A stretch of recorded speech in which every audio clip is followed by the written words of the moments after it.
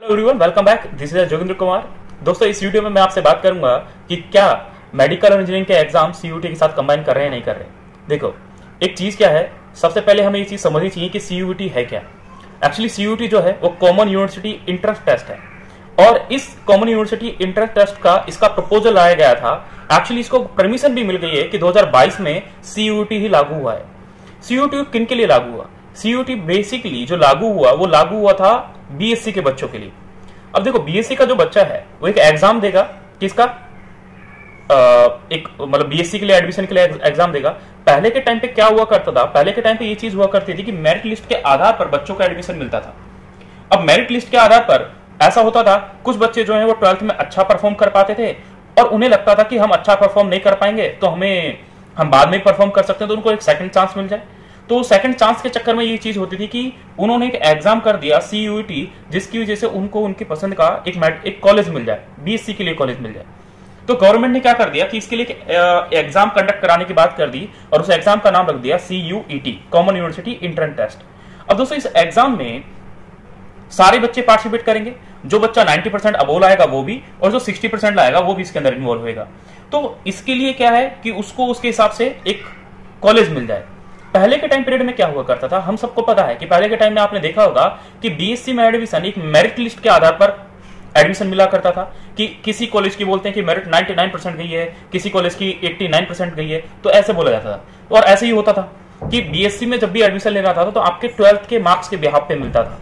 But अब वो चीज नहीं रही, क्योंकि 2022 में एक एग्जाम इन्वॉल्व हुआ है जिसको परमिशन मिल चुकी है, ग्रांट मिल चुकी है, और उस एग्जाम का नाम है कॉमन यूनिवर्सिटी एंट्रेंस टेस्ट। अब ये बात 2022 में शुरू हुई और 2022 में जो हमारे चेयरपर्सन है ना, जो यूजीसी के चेयरपर्सन है, यानी यूनिवर्सिटी ग्रांट कमीशन के जो चेयरपर्सन है, जिनका नाम है एम जगदेश कुमार, इन्होंने इसकी एक प्रपोजल लिया। इन्होंने एक प्रपोजल ये दिया, क्यों ना यूनिवर्सिटी का जो बीएससी के बच्चों का एग्जाम लिया जा रहा है, तो उसमें तुम्हें पता है फिजिक्स, केमिस्ट्री, बायोलॉजी और मैथ। भाई, इंजीनियरिंग का बच्चा है तो मैथ भी आएगी और मेडिकल का बच्चा है तो बायोलॉजी आनी है, और बीएससी करेगा तो उसमें तीनों सब्जेक्ट में कोई ना कोई चीज इन्वॉल्व करेंगे, क्यों किस फील्ड में जाना चाहता है।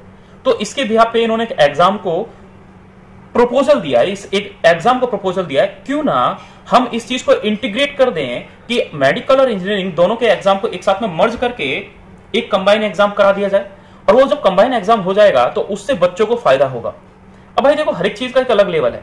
आप बीएससी में एडमिशन लेना चाह रहे हो, यानी ये भी एक डिग्री है, एमबीबीएस, बीडीएस, ये भी एमबीबीएस और इंजीनियरिंग भी एक डिग्री है। अगर आपको उसमें एडमिशन लेना है तो हम हर किसी को पता है कि एग्जाम ही दे के जाना होगा, लेकिन सबका लेवल अलग अलग है ना भाई। अगर हम बेसिकली बात कर लो, जैसे फिजिक्स की अगर बात मैं ले लेता हूं, तो फिजिक्स का लेवल जो है वो थोड़ा जीमेन में थोड़ा हाई होगा, मेडिकल में थोड़ा लो होगा और उससे भी लो होगा बीएससी में। तो अगर एग्जाम का लेवल हर तीनों में अगर अलग अलग है, मेडिकल में, इंजीनियरिंग में और बीएससी में, तो भाई फिजिक्स का लेवल भी एक अलग अलग बनाया जाएगा। हम ये कह सकते हैं कि फिजिक्स जो है वो थोड़ी टफ होती है इंजीनियरिंग में और थोड़ी कम टफ होती है जीमेन में, और बिल्कुल इजी आ जाएगी बीएससी में। ये ऐसा इनका सोचना है कि ऐसा एग्जाम कंडक्ट किया जाए। अब बच्चा बॉटनी वाली लाइन में जाना चाहता है बीएससी में, या जूलॉजी वाली लाइन में, यानी जूलॉजिस्ट बनना चाहता है या बॉटनिस्ट बनना चाहता है, उसके ऊपर डिपेंड करता है। तो उसके हिसाब से उसका एग्जाम कंडक्ट किया है। बट यूनिवर्सिटी में एग्जाम लेने के तो भाई पीसीबी और पीसीएमबी में से किसी एक एग्जाम को उसको देना पड़ेगा, तब जाके उसका यूनिवर्सिटी में एग्जाम एडमिशन होगा। और इसी के लिए बस एक प्रपोजल दिया गया। अब ये प्रपोजल देने का ये मतलब नहीं है कि ये चीज अगली साल ही इसको प्रपोज करके भाई आज इस साल बोला, अगले साल इसको लेके आ गए। एक्चुअली होता क्या है ना, जो भी चीज होती है गवर्नमेंट के उसमें, तो पहले उस चीज के बारे में विचार विमर्श किए जाते हैं बड़े जो लोग बैठे हुए उनके साथ, क्या ये चीज सही से हम करा पाएंगे, नहीं करा पाएंगे। हर किसी को पता है कि नेशनल टेस्ट एजेंसी जो है, एनटीए जो है, वही सारे एग्जाम को कराएगी। अगर सीयूईटी का भी अगर एग्जाम होगा तो उसको भी एनटीए ही कराएगा, है ना। लेकिन एनटीए को अगर सारे काम दे दे कि भाई तू सीयूटी भी करा, एनटीए तो बहुत सारे एग्जाम कराता है ना, तो वो सीयूटी भी कराएगा। लेकिन उन्होंने सोचा क्यों ना निट का और जीमेन का एक साथ में मर्ज कर दिया जाए। बड़ी कॉमन सी चीज सुनी है तुमने कभी? पहले के टाइम में आपने कभी सुना होगा कि निट का एग्जाम, जैसे ऐसे जब मैं निट की प्रिपरेशन कर रहा था तो मैंने मेरे टाइम में ही सुना कि निट को इसलिए लाया जा रहा है इंडिया में कि भाई हर एक फॉर्म को भरने के लिए, आपको पता है मेडिकल का 1000 प्लस का एक फॉर्म आता है। आप चाहे यूनिवर्सिटी का भरो, चाहे आप निट का भरो, चाहे आप बंगाल यूनिवर्सिटी का भरो, चाहे आप बिहार यूनिवर्सिटी का भरो, चाहे यूपी का भरो, चाहे राजस्थान का भरो, चाहे किसी भी स्टेट का भरो, आपको हर एक का 1000+ तो फॉर्म होता ही है, होता है। अब इसमें क्या है, जो मिडिल फैमिली से भी लोअर है, जो बिल्कुल गरीब रुतबे के बच्चे हैं, अगर उनकी फैमिली के पास लिमिटेड अमाउंट होता है, तो उस टाइम पे मैंने एक चीज सुनी थी कि नेट इसलिए लाया भी जा रहा है कि गरीब के बच्चे जो है वो 10-11 हजार रुपए, अगर सारे मेडिकल के फॉर्म भरा जाए तो आपके 15-20 हजार से कम रुपए नहीं लगेंगे, ये गारंटेड है। अगर आप सारे मेडिकल के फॉर्म भरेंगे तो 15,000 प्लस आपके जाएंगे, इससे प्लस आपकी फीस जाएगी, यानी आप 15-20 हजार रुपए के सिर्फ मेडिकल के फॉर्म भरे। उसके अलावा अगर इंजीनियरिंग के भी बच्चा फॉर्म भरते तो वो एक अलग बात हो जाएगी।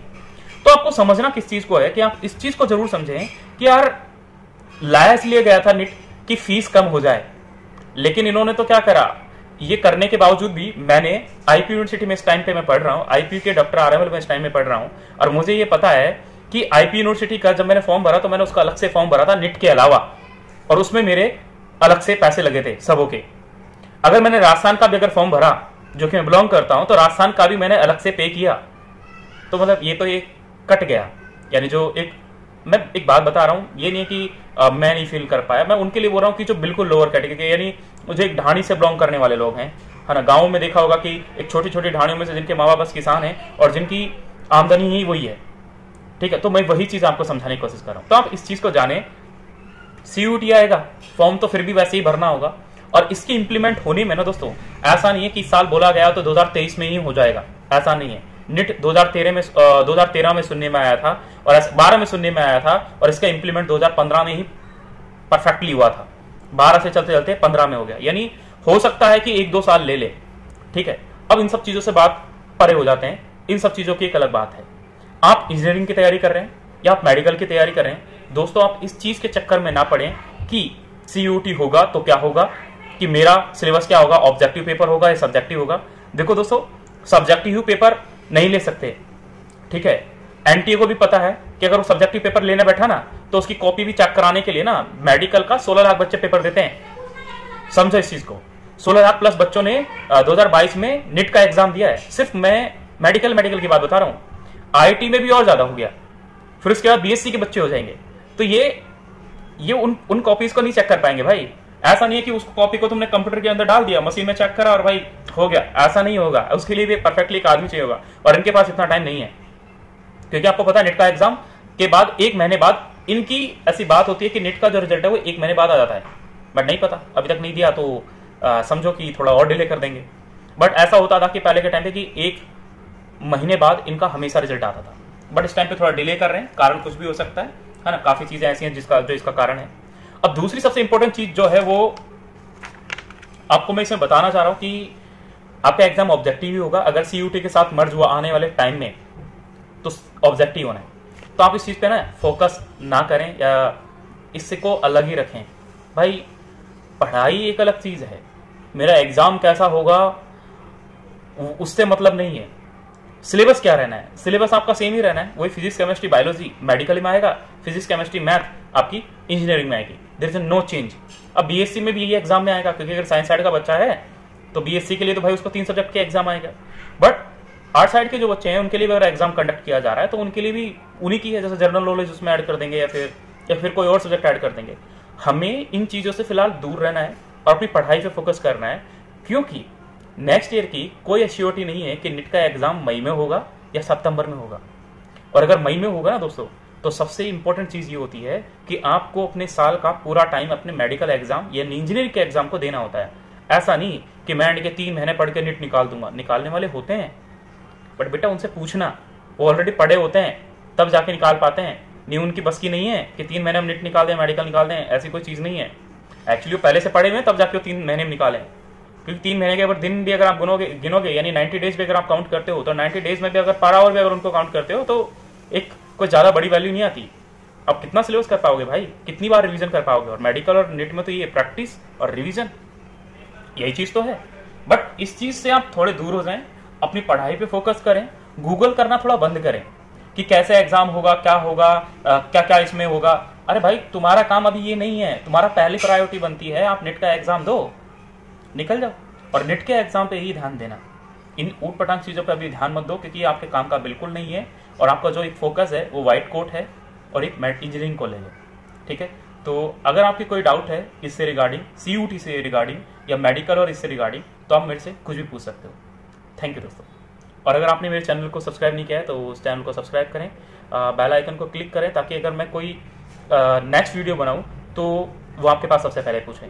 क्योंकि मैं इसमें नेक्स्ट वीडियो में आपके पास कुछ डॉक्यूमेंट के बारे में डिस्कस करने वाला हूँ। एक लिस्ट आएगी, एक लिस्ट के बारे में हम डिस्कस करेंगे कि IP यूनिवर्सिटी या फिर मोस्ट कॉमनली जो यूनिवर्सिटीज हैं उनमें टोटल 15 डॉक्यूमेंट कौन कौन से लगते हैं, है ना। 15 डॉक्यूमेंट तो वहाँ कॉलेज की लिस्ट आती है, बट मैं मोस्ट कॉमन जो आपके एग्जाम के होते हैं, यानी कौन कौन से डॉक्यूमेंट आपके मैन हैं जो आपके पास होने चाहिए एक यूनिवर्सिटी एग्जाम में जाने के लिए।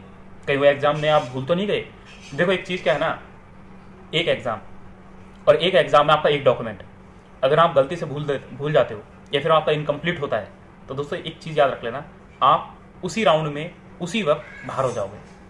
ठीक है, तो इसके लिए मैं आपके लिए एक न्यू वीडियो लेके आ रहा हूँ इसी चीज़ के लिए, क्योंकि मेरे पास काफ़ी दोस्तों के ऐसे जो मेरे लिंक में थे उनके आए कि सर मेरे को पिछले साल कॉलेज नहीं मिला, कारण ये था कि मेरा डॉक्यूमेंट जो इनकम्प्लीट था या फिर ये सेंट्रल गवर्नमेंट का नहीं था या फिर यहाँ का नहीं था, वहाँ का नहीं था। तो इस टाइप से काफ़ी इशू थे। तो आपको एक बेसिक जो एक इंपॉर्टेंट डिटेल है कि कौन कौन से डॉक्यूमेंट की नीड है वो आपको बताया जाएगा। आपका अगर कोई डाउट है तो मुझसे कमेंट सेक्शन में पूछ सकते हो। And thank you for watching video. तो चैनल को सब्सक्राइब करना ना भूलें, ताकि मैं आपके लिए और अच्छी वीडियो बनाऊं, क्योंकि आप मोटिवेट करते हो यार। अगर आप सब्सक्राइब करोगे तो मेरा मोटिवेशन बढ़ेगा, तो मैं और वीडियो बनाऊंगा। And thank you for watching video.